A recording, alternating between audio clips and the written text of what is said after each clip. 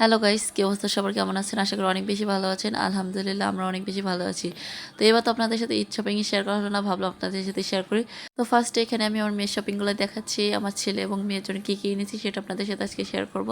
তো চলেন, ফার্স্টে যে ব্যাগটা দেখিয়েলাম, তো ব্যাগটা নিয়েছিলাম ওর ড্রেসের সাথে ম্যাচিং করে। আর এখানে নিয়েছিলাম ওর জন্য একটা জুতার ওর ড্রেসের সাথে ম্যাচিং ছিল, মানে সব কিছুই মিস ম্যাচিং বলতে পারেন আর কি, অনেক সুন্দর ম্যাচিং হয়েছে। তো যে জুতাটার প্রাইস ছিল কিন্তু 1300 টাকা, ব্যাগটার প্রাইস ছিল 600 কি 700 টাকা এরকমই হবে আর কি। তো যাই হোক, মনে নেই, অনেক কিছু কেনাকাটা করেছিলাম, তো এগুলো মনে পড়ছে না এখন। আর এখানে ছিল ওর মূল যে ঈদের যে ড্রেসটা সেটা। তো এই ড্রেসটার প্রাইস হচ্ছে নিয়েছিল ওর জন্য একটা টপস আর এই ড্রেসটা মিলে নিয়েছিল সমান 5,000 টাকা। তো যাই হোক, এই ছিল ওর ঈদের যে মেন ড্রেসটা, মানে ঈদের দিন সকালে যেটা পরবে সেটা। তো ওর চুজেই কিন্তু এগুলো কেনা হয়েছে, মানে ওর পছন্দ মতনই। তো যাই হোক, এখানে ড্রেসটা অনেক বেশি সুন্দর ছিল, মাশাআল্লাহ, দেখতে কিন্তু অনেক বেশি কিউট ছিল। ড্রেসটা পরলে আমার মেয়েকে অনেক বেশি সুন্দর লাগবে।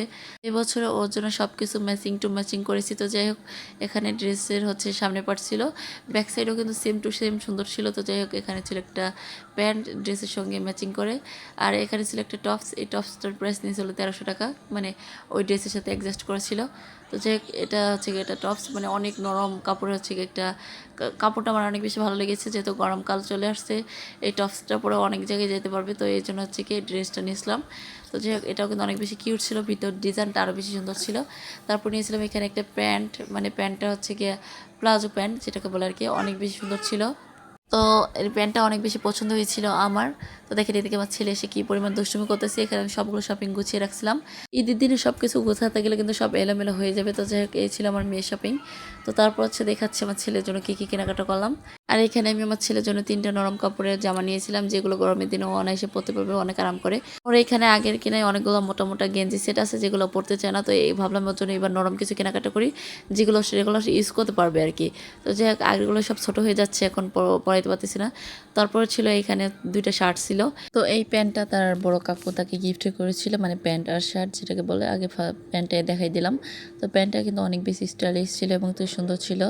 তো যাই হোক, তারপরে এটার সাথে যেটা ম্যাচিং শার্ট ছিল এটা ছিল তার শার্টটা অনেক বেশি সুন্দর ছিল, আর পরলে আমার ছেলেকে অনেক বেশি সুন্দর লাগবে মাশাআল্লাহ।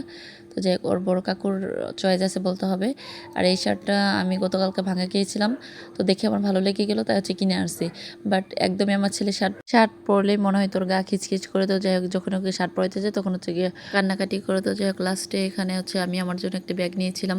তো ব্যাগটা আমার কাছে অনেক বেশি ভালো লেগেছিলো, তাই নিয়ে নিলাম। এবার আমার বলতে বেশি কিছু মার্কেট করিনি বলতে তেমন কিছু না। আমি ঈদের আগে 3টা 3 পিস নিয়েছিলাম, আর হচ্ছে গিয়ে ঈদের মাঝখানে একটা 3 পিস নিয়েছি শুধু সুতি। তাই ঈদের আগে যেগুলো নিয়েছি সেগুলো এখন আনবক্স করিনি, ভেবেছি যে ওগুলাই হচ্ছে গিয়ে পরবো। বেশি কিনে হচ্ছে গিয়ে নষ্ট করার কোনো দরকার নেই। বাট ঈদের পরে হচ্ছে গিয়ে দাম কমে যাবে, তখন নিজের জন্য শাড়ি 3 পিস কিনে নেবো। তো যাই হোক, এই ছিল আজকের মতন মার্কেট। কেমন লাগলো আপনাদের কাছে অবশ্যই কমেন্ট করে জানাবেন। সো সবাই ভালো থাকে।